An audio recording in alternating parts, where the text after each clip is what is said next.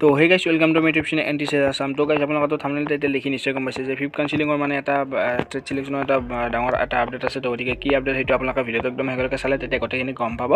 তো এতিয়া মানে কি মই গোটেইখিনি আপোনালোকক দেখুৱাই দি আছোঁ। তাৰ আগতে মানে কি আপোনালোকে যদি চেনেলটোত যদি নতুনকৈ আহিছে আৰু যদি চেনেলটো ছাবস্ক্ৰাইব কৰা নাই তো চেনেলটো ছাবস্ক্ৰাইব কৰি কিনে ঘণ্টা বটনটো অল প্ৰেছ কৰি দিব। আৰু যদি এইটো ভিডিঅ'টো যদি লাইক কৰা নাই তো গতিকে লাইক কৰি দিব ভিডিঅ'টো। আৰু গতিকে মানে কি আপডেটটো কি মই সেইটো জনাইছোঁ ফিফথ কাউন্সিলিঙত। তো আপোনালোকে ভিডিঅ'টো একদম শেষলৈকে চাই থাকক। তো গাইছ ৰিচেজুল নটিছখনত আহিলে আপোনালোকে গোটেইখিনি দেখাই পাব ইয়াত যে ফ'ৰ্থ কাউন্সিলিং মানে যিহেতু এলটমেণ্ট লেটাৰ 22 তাৰিখে ওলাইছে। তাৰপিছত এতিয়া মানে কি 23 তাৰিখৰ পৰা 26 তাৰিখৰ ভিতৰত আপোনালোকে এডমিশ্যনটো ল'ব লাগিব। তো অহাকালি মানে আজি হ'ল 25 তাৰিখ আৰু অহাকালি 26 তাৰিখে লাষ্ট ডেট। তো এডমিশ্যনৰ যিসকলে এডমিশ্যন বৰ্তমানলৈকে লোৱা নাই ফ'ৰ্থ কাউন্সিলিঙৰ ছিট পোৱাৰ পিছত তো গতিকে তেওঁলোকে অতি সোনকালে লওক। তো গতিকে এইখিনিয়ে তাৰপিছত এতিয়া আহিল যে ফিফথ কাউন্সিলিং। তো 15 নম্বৰ আপোনালোকে চাই লওক এইখিনিত।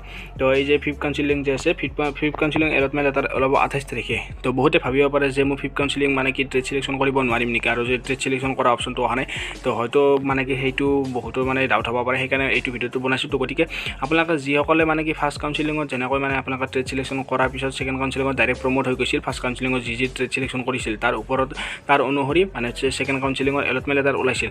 তো ঠিক তেনেদৰে ফ'ৰ্থ কাউন্সিলিঙত যিসকলে ট্ৰেড চিলেকশ্যন কৰিব তো তাৰ অনুসৰি ফিফথ কাউন্সিলিঙত এলটমেণ্ট লেটাৰ ওলাব। তো এলটমেণ্ট লেটাৰখন ওলাব 28 ছেপ্টেম্বৰ। তো গতিকে এইটো মনত ৰাখিব যে যিসকলে ফ'ৰ্থ কাউন্সিলিঙত ট্ৰেড চিলেকশ্যন কৰিছিল তেওঁলোকে মানে কি ফিফথ কাউন্সিলিং ট্ৰেড চিলেকশ্যন কৰিব নোৱাৰে, ডাইৰেক্ট এলটমেণ্ট লেটাৰ ওলাব ফিফথ কাউন্সিলিঙত। ফিলিং ওলাব 28 ছেপ্টেম্বৰ আৰু এতিয়া মানে এডমিশ্যন ল'ব পাৰিব 29 ছেপ্টেম্বৰৰ পৰা 30 ছেপ্টেম্বৰ।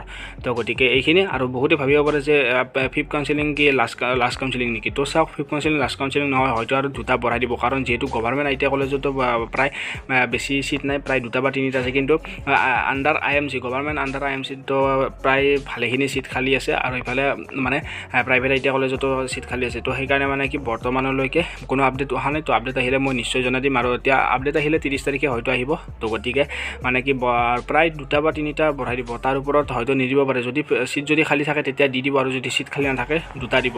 তো গতিকে এইখিনিয়ে। আৰু এতিয়া ফিফথ কাউন্সিলিং লাষ্ট কাউন্সিলিং নহয়। তো এইটো মনত ৰাখিব 6 কাউন্সিলিং হ'ব আৰু 7 কাউন্সিলিঙো হ'ব যদি মানে যিহেতু ছিট বৰ্তমানো খালী আছে। তো বহুত কেণ্ডিডেটছে এতিয়াও ছিট পোৱা নাই। তো গতিকে এইখিনিয়ে। আৰু গতিকে কিবা যদি আপোনালোকে ডাউট থাকে, কিবা যদি আপোনালোকে যদি আই টি ৰিলেটেড সুধিব লগা আছে আপোনালোকে সুধিব পাৰে কমেণ্টত। আৰু যদি মানে ইনষ্টাগ্ৰামতো সুধিব, ইনষ্টাগ্ৰামত ID টো দিয়া আছে ডিছক্ৰিপশ্যনত লিংকটো।